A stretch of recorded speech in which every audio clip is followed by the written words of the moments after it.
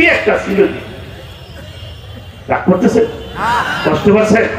আমি কাউকে কষ্ট দেওয়ার জন্য বলছি না। এখানে যারা তরুণ ছাত্র ভাইরা আছো, লেখাপড়া করো, কারো হাত তুলে দেখাও।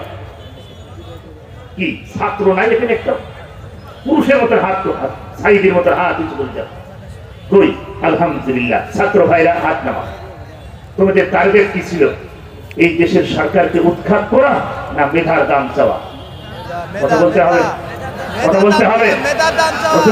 ছাত্ররা বাইরের ভিতরে হাত রেখে বলে যা, তোমরা চেয়েছিল মেধার দাম, কোটা মুক্ত বাংলাদেশ।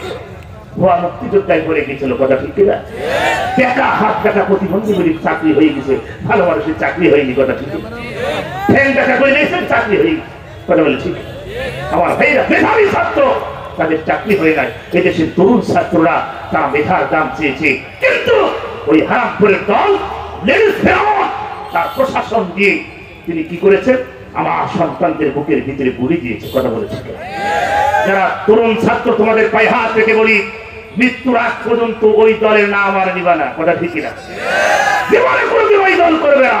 রাসূল বলেন আল মারউ মা মান আহাব্বাহু মুতাফাক্কুন আলাইহি। পৃথিবীতে তার সাথে তার সম্পর্ক হবে, তার সাথে তার হাসর নাসর হবে। কোন হারামখোরের সাথে যদি সম্পর্কটাকে, ওটাও হারামখোর, কথা বলে ঠিক। তোমরা মেধার দাম চেয়েছিলে, কিন্তু তারা মেধার দাম দিতে পারে না। 1971 সালে যারা একটু বিরোধিতা করেছে তাদেরকে রাজাকার বলা হয়েছে, কথা ঠিক না? কথা বলা।